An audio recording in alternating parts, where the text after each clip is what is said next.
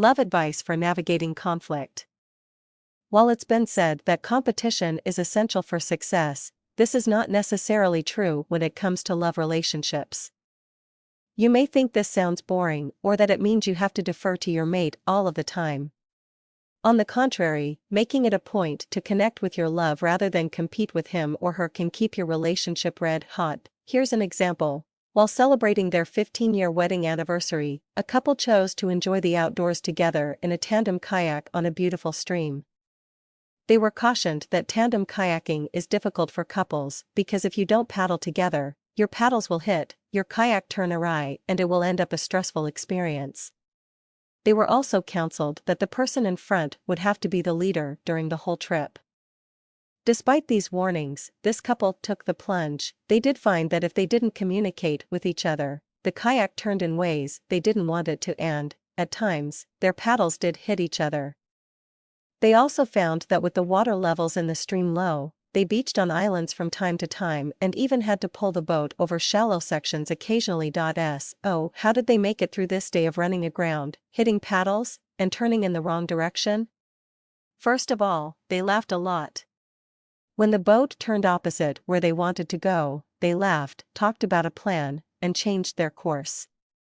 When they ran aground, they had a snack, admired the beautiful trees, then pulled themselves over the shallow area to head on down the stream. Secondly, neither of them competed to be the leader of the kayaking expedition.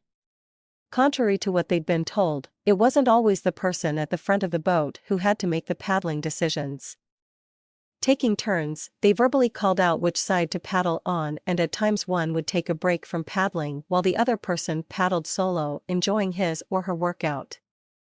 They were also able to paddle stretches of the stream in unison without talking, just tuning in to where the rocks and tree branches were and steering towards clear patches.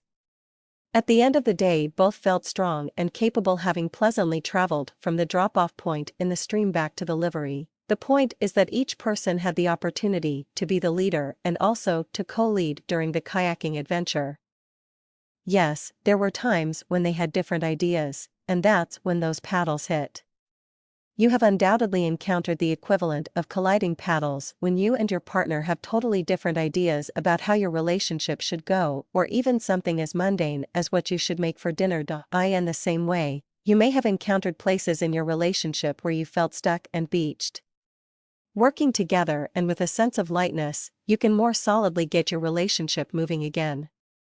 It requires a willingness to listen to your love's ideas and desires, and to be courageous enough to share your own and then proceed from there, letting your hearts lead you. With a focus on having fun and attention to taking turns leading and co-leading, you can avoid the win-slash-lose dichotomy of a competitive relationship.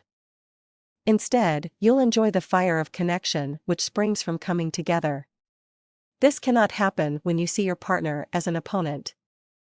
It is from a place of connection rather than competition that red-hot relationships happen and sustain.